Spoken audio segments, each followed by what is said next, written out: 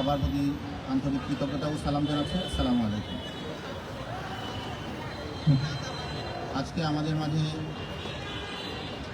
এমন একটি যুব সন্ধিক্ষণে আমরা উপস্থিত হয়েছি। এখানে বাংলাদেশে যখন আপামর জনতা তাদের রক্ত, তাদের জান জীবন দিয়ে জুলাই নিয়ে আসার পর বাংলাদেশের প্রকৃত স্বাধীনতা উপভোগ করার জন্য বাংলাদেশের মানুষ তাদের মুক্তির নেশায়, প্রকৃত অর্থে মুক্তির নেশা, সেই মুক্তির নেশা উদ্বেলিত হয়ে যখন জুলাই সংগঠিত করল, জুলাই সংগঠনের পর তারা ভেবেছিল যে আমাদের প্রকৃত স্বাধীনতা বোধ হয় এবার আমরা পেলাম।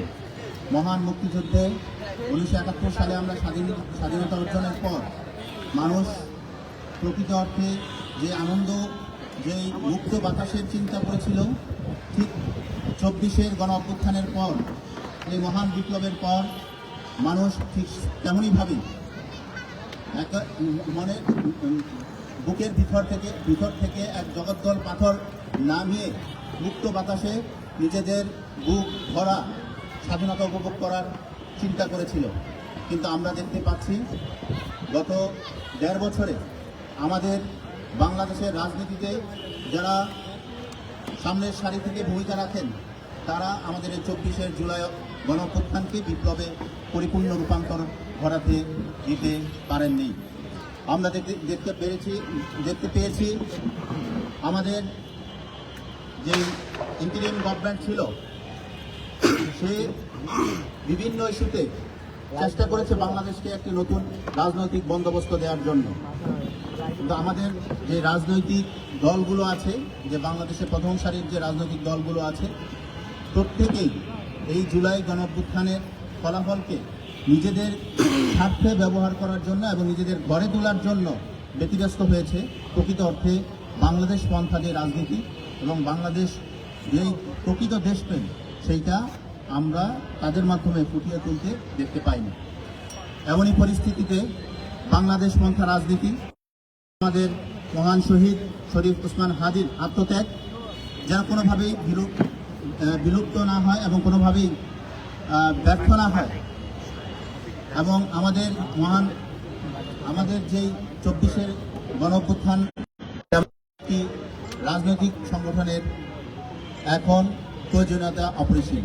তারই পরিপ্রেক্ষিতে বাংলাদেশে জুলাইকে যেন সার্বজনীনভাবে সকল মানুষের স্বাধীনতার মুক্তিকামী দিশা হিসেবে আমরা তুলে ধরতে পারি, এবং জুলাইকে যেন কোনো নির্দিষ্ট রাজনৈতিক দলের, কোনো রাজনৈতিক গোষ্ঠীর একক কোনো সম্পদে না পরিণত হয়, এবং জুলাইয়ের যেই ফলাফল সেটা যেন প্রকৃত অর্থে সকল মানুষের জন্য হয়, সেই রকম একটি রাজনৈতিক বার্তা নিয়ে আমরা justice and democracy party JDP আপনাদের সামনে উপস্থিত হয়েছি। ইতিমধ্যে আমরা মধুর ক্যান্টিনে সাংবাদিক সম্মেলনের মাধ্যমে আপনাদেরকে জানিয়েছি আমাদের আত্মপ্রকাশের, আমাদের সংগঠনের বয়ান এবং নাম। আজকে আমরা আমাদের কেন্দ্রীয় কমিটির পূর্ণাঙ্গ কমিটি আপনাদের সামনে প্রকাশ করব। আমাদের সম্মানিত মুখপাত্র জনাব নাইম আহমেদ সেটা আপনাদের সামনে তুলে ধরবেন। সে বিষয়ে আপনারা আপনাদের যুদ্ধ জায়গা থেকে দায়িত্ব পালন করে আমাদেরকে এটা জাতির কাছে পৌঁছে দেওয়ার অনুরোধ করছি, এবং আমাদের ইলেকট্রনিক্স মিডিয়ার সকল সাংবাদিক ভাইকে আন্তরিক কৃতজ্ঞতা এবং ধন্যবাদ জানিয়ে আমার উপস্থিত কেন্দ্রীয় সকল সদস্য এবং দেশবাসী যারা উপস্থিত হয়েছেন সকলের প্রতি কৃতজ্ঞতা প্রকাশ করে আমার সংক্ষিপ্ত বক্তব্য এখানে শেষ করছি। ধন্যবাদ।